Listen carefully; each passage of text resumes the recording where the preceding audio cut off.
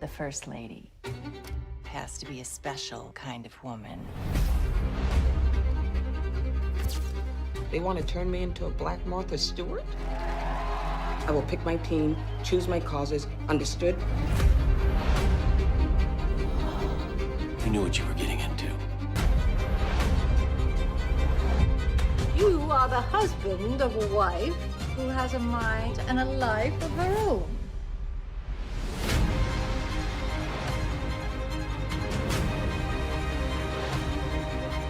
This is your chance to make history. I'm just terrified of my girls. I couldn't bear to watch you destroy yourself.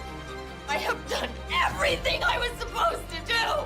The world is always going to judge us. They can kick me out, but they can't make me somebody I'm not.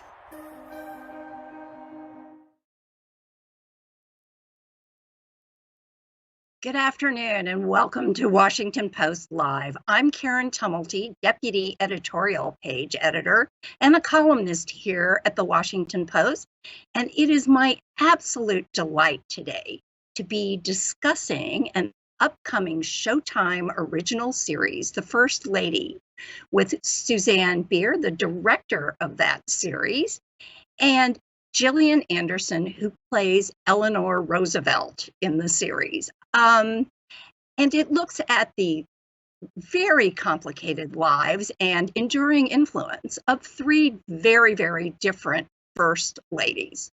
So, Suzanne, I think I'd like to ask you first, why did you pick these three first ladies, Eleanor Roosevelt, Betty Ford, and Michelle Obama, to focus on and weave their stories together? What do we learn about our first ladies through these women?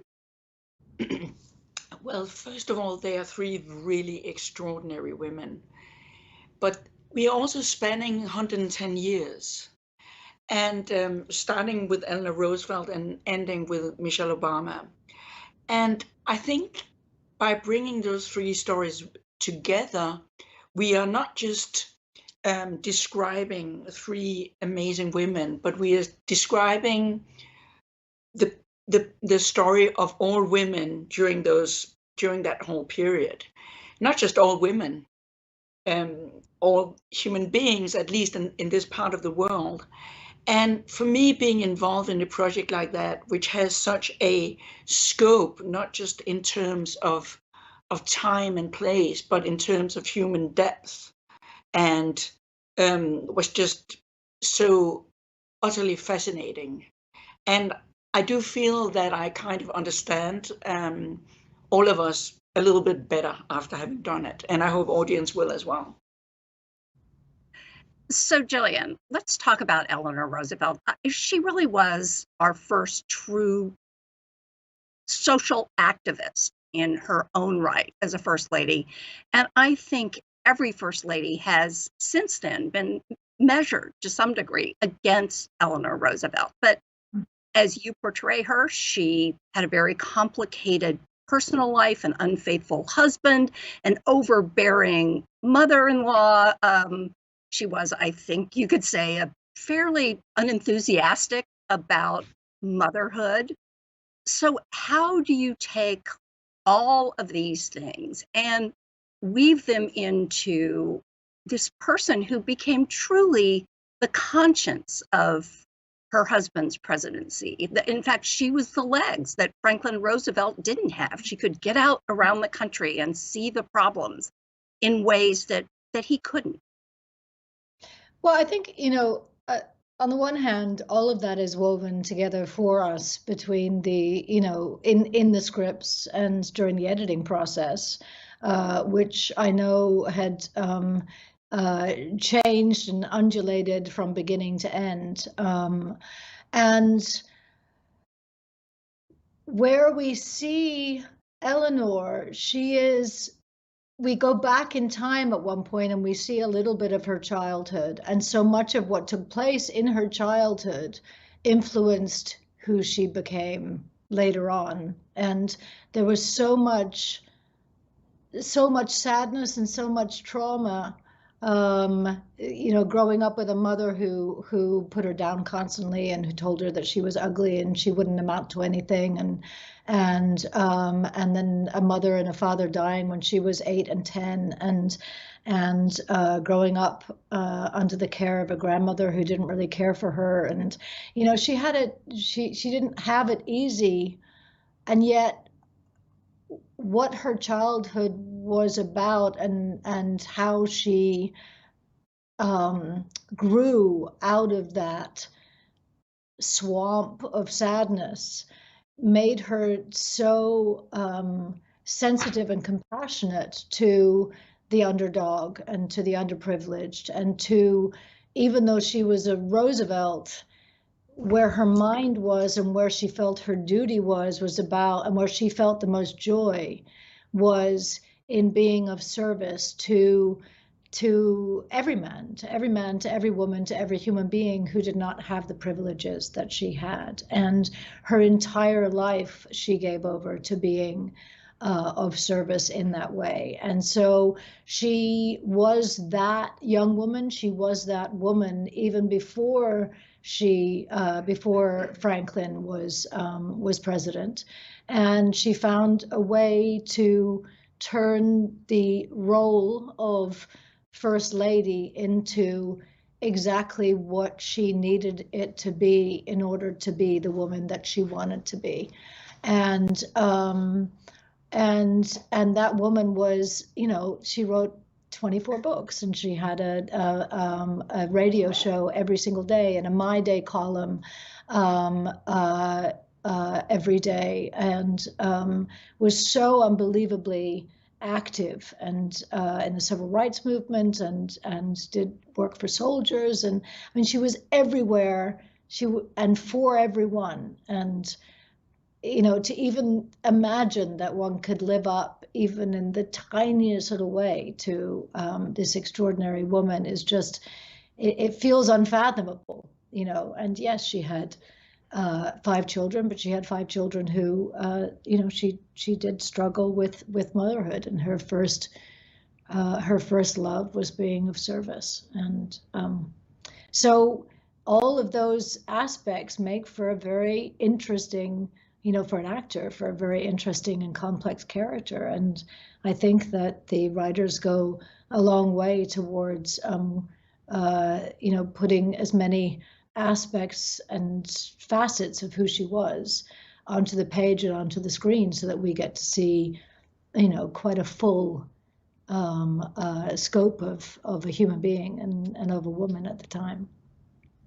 Can I just add to that Franklin also fell in love with that woman. I mean, he fell in love with that young woman who was someone who wanted to be of service. So it was, I mean, she very interestingly pretty much was who she was from a very young age. And part of their relationship, which is also which is shown in the show, is that that he truly admired her.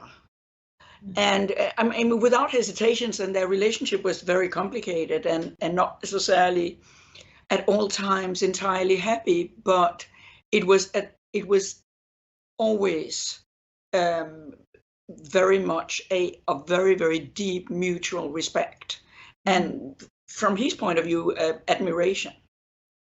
So it was very unusual and in a way, quite weirdly contemporary, very unlike, in that respect, very unlike most, or very unlike how we perceive relationship for that particular period. And she, of course, makes the point. I mean, she grows up beautiful mother, but not believing she is physically beautiful. But then she makes the point that the real thing of beauty is to be useful, and certainly devotes her life to that. This is such an interesting moment, though, to be looking at our first ladies, because I think that we really have seen a great reassessment of who they are. There have been a number of biographies out about first ladies, and heck, I even wrote one myself. And you see that Michelle Obama's own memoir became the biggest selling memoir of anyone in history. We've seen a first lady become a senator and run for president twice. Do you think the country has reached a point where they are looking at these women sort of in a different light and a different kind of appreciation maybe than they've had in the past? Oh gosh, definitely. And I think that definitely started with Eleanor, I mean, really, really creating what that role was, and adding import and value to it, and that it wasn't her role wasn't just for the sake of serving other women and decorating the White House, and all of the expectations that came with the role when she first when they first got into the White House. She really crafted something, and having an all-female press corps, and having regular meetings, and with all-female press corps, encouraging newspapers to hire women so that they could send a woman, because men weren't invited, in order to sit and be in her company and hear what she had to say. That she found ways to sway people and to talk about things that were political, and that she thought that maybe Franklin didn't necessarily have the ability at various times to press certain topics based on the impact that would happen were he to take up the cause. He would sometimes allow her to do what she felt she needed to do, and say, and he'd be able to deny and say, well, that she's my wife, she's got a mind of her own. And that's quite an extraordinary thing. But she really set the tone for that role to be to have great meaning and value, and to be as as not as important, but to be an incredibly important platform to make change and to get things done and to serve the people. And yet each of our first I ladies think also, has had to invent this role for herself. And you don't get a job description, you don't get a portfolio, and I think none of them have come into the role in a more accidental set of circumstances than Betty Ford, who's played in this series beautifully by Michelle Pfeiffer. And Suzanne, talk about her a little bit. Again, she sort of was married to a congressman from Michigan.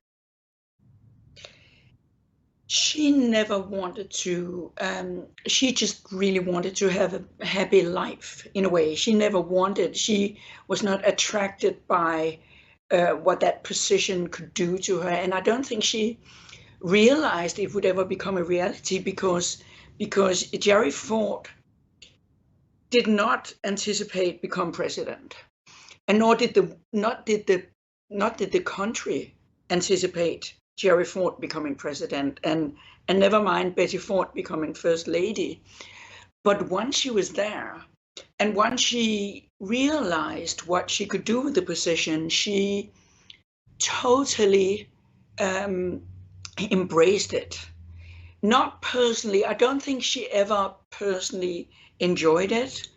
I don't think she ever personally really enjoyed the attention, but she greatly appreciated what it could do in terms of furthering the causes she believed in. And she was a very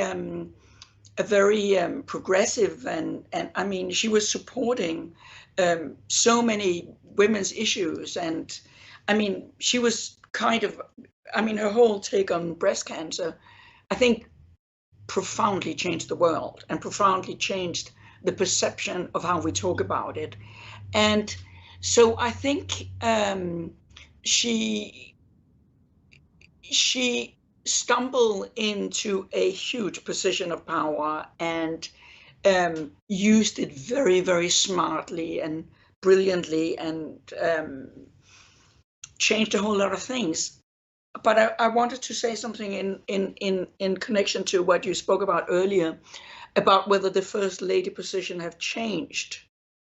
What was interesting with this show was that obviously a lot of things have changed, and many things have changed for the better. But interestingly, there was a number of, Michelle Obama hit a number of walls that were almost identical to Eleanor Roosevelt. So on the one hand, the position have changed. On the other hand, there are very similar things. And I think it essentially reflects that our society is definitely different from what it used to be 110 years ago, but it's still not an even society.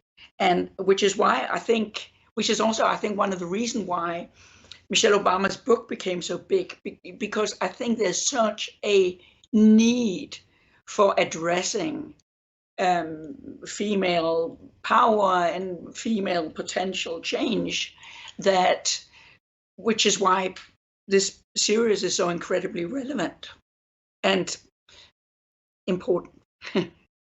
And she is played in the series by the wonderful Viola Davis. But she too comes into this political life reluctantly. There's a wonderful scene where the Secret Service descends on the house and her children are sort of traumatized. Talk a little bit, if you don't mind, about Michelle Obama, because of the three first ladies you focus on, she's the one who's still on the scene. She's the one who is, to this day, such an influence in our society. So could you talk a little bit about her own sort of growth and acceptance of the role that sort of fate had picked her to play? You know, I mean, she's also the scary one because she's alive. And I think we all, I think Viola in particular have this kind of, whoa, what do they think? How are they going to feel when they watch it? I mean, do they feel, can they reckon? I mean, in my fantasy world, they watch it, and if they don't recognize concrete details, they feel aligned with how we perceive who they are and their development and what they became. But Michelle Obama, in a way, I mean, starts out being completely disinterested in politics, but she's always very conscious of moral issues, of kind of helping the greater good. And so I think in a way her hesitance to politics has more to do with almost like a skepticism about the effect of politics, whether it actually really can do what it sets out to do. Because there's no doubt about her wanting to change the world for the better. Everything she does is about that. And so it's been very interesting in talking with Viola about this part, about how to balance the hesitance to politics and the hesitance about the White House and the, more than anything, the public exposure and the danger to the family, because being the first Black president is definitely a very precautious position in terms of being threatened. I mean, the threat to them was palpable. And so balancing all of these things into showing life and showing a life in the White House, which became so impactful, was very much the challenge in telling that story. So I think we have a clip here that we would like to show from this series. Yes, thank you. Eleanor, aren't you supposed to be with the retiring First Lady? We're on our way. Will you make sure that he reads this? Yes, of course. What is it? It's my suggestions for cabinet appointments. Okay. Female ones. Where are we with the speech? Well, not as far as we would be were there not 40 other things to do. What's more important than the speech, Louis? It's tomorrow. I know. We'll get to it. Well, let me see a draft of it. I can cancel the First Lady. You can't cancel the First Lady. I can told her she couldn't. Lady. It's important that he lead with a cold, hard truth. Add some hope to it, but he needs to state the facts plain and simple. There are 30 million Americans out of work, and they don't want to be pandered to. Couldn't agree more. Left to his own devices, Franklin always errs on the side of optimism, but we need to strike the balance. This is our... Earl and the car have been outside for over an hour. Oh, goodness. That's entirely unnecessary. I'm going to walk. You're not walking. Walk. So, Jillian, one of the more intriguing parts of this is the exploration of Eleanor Roosevelt's relationships and the sort of emotional sustenance she got from other women. And specifically, there is the relationship with Lorena Hickok, the journalist. What are we left to make of that, since there's been a lot of speculation about that over the years? There has been a lot of speculation. I mean, there was an entire book that was published of their letters back and forth, which were incredibly intimate and very much hinted at a physical intimacy as well. And we also know that apparently Hick had destroyed a number of the letters at some point, perhaps because she felt that they might be too incriminating for either of them. And so I think there are those who don't want it to be true, and there are those who do want it to be true. And from what I've understood and read, and certainly how we explore it in the series, Hick was an incredibly important, long-standing, romantic relationship in her life. She also had other relationships with women, other relationships with men. There's also an ambiguous relationship with her bodyguard, Earl Miller, who was a very strapping, tall, handsome man and they spent hours and hours and hours together riding horses and going swimming, and he taught her how to do things that she had previously been afraid of doing, physical things. And so she had some really devoted, long-standing friendships, and she was in that arena so much more complex and courageous than perhaps we'd expect, or from either herself, from her physicality, from that particular time. But she was an incredibly modern woman in that sense.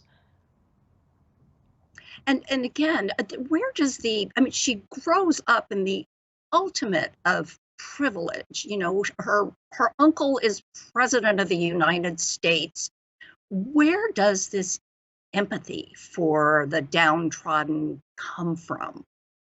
Well, I think it comes from so much loss as a child, having a beautiful mother and being told every day that she was ugly, being told that she had to work on her mind and her education because she was never going to, properly win the right kind of man with her looks. And so she had to work on her studies. And I think she felt that she really, there were so many things that she did that she felt that mortified her, that she felt like she had disappointed her mother, so many things. And, down to, she talks about at one point being scolded. Her mother was so embarrassed because in front of a teacher, Eleanor was not able to spell the word horse. And and her mother took her failings, Eleanor's failings, very personally, and so I think she was very used to. She was lonely. She as I said, she lost her mother and then her beloved father when she was 10 years old. He died of alcoholism, aged I think 34, and she absolutely adored him. Continued an interior life as if they were together, almost as a couple, living life together. Going forward in her mind, she had a very strong interior life, and then ended up, moving in with her grandmother, who made her work with the servants and work in the kitchen, and also was never celebrating of her as a unique and thriving young person. And so when she eventually got out of that system and ended up going to school in the UK, and under the tutorage of a woman called Madame Soubestre, and discovered her voice and was taught how to debate, and was taught that she could do anything, and they traveled Europe together, and she suddenly had freedom for the first time in her life, and I think that's the first time where she really discovered who she was and what she wanted to be. But at the heart of that, at the root of that, was an understanding of deep sorrow, deep difficulty, compassion for people who had it hard. And she started a school with a couple of women friends of hers when Franklin was a governor in Albany. She started a school back in the city, and she would travel on the train every day and go and teach. And the salary that she made, she gave away to charity. All of the salary that she ever made through her columns and the works that she did, she always gave away. Now that's an easy thing to say when you're being, financed by one of the wealthiest mother-in-laws in the country, but she didn't have to. That she felt that was her duty and her purpose, and she genuinely felt and did felt that she could, and she and Franklin could improve people's lives, and she spent every waking moment of her life trying to do so. So she was also very frugal. I mean, she was very frugal, and I mean, she liked clothes, but she wasn't spending a lot of money on anything. And she was this, in a way, she became the conscious of the world, of the States, because she was so profoundly morally focused on helping the world, which is why Franklin let her hold the speech where after Pearl Harbor was bombed. She made the speech on the radio to the public, because there was something she was uncompromising about, always doing the right thing. Well, Suzanne, though, until now, these have all been women in this role. Someday, there is going to be a man as the first spouse. So what do you think he has to learn from all of the women in whose footsteps he will be following? He will have to learn to use the system the way that they all did. To use the system to actually achieve way more changes than all of us realize, and to kind of, unlike the presidents who are faced with the reality of power, the first wife can actually change things because they do them slightly from other angles and are never really confronted with, necessarily publicly showing what it's about. So whoever is going to be that guy is going to sort of copy what these very, very smart, very accomplished, very uncompromising women have done. And I'm going to be looking forward to that. They'll have to learn that it's not about him. Right. Well, again, I want to thank you so much for being with us today. And I just so enjoyed every single one of these terrific performances in this series. So first of all, congratulations. I think people are really going to learn a lot by watching The First Lady. Thank you so much. Thank you. Thank you. Thank you. And so a reminder to our audience, The First Lady will start on Showtime on April the 17th. I'm Karen Tumulty, and I want to thank you for being with us today and to remind you that you can learn more about our upcoming programming by going to WashingtonPostLive.com. See you soon.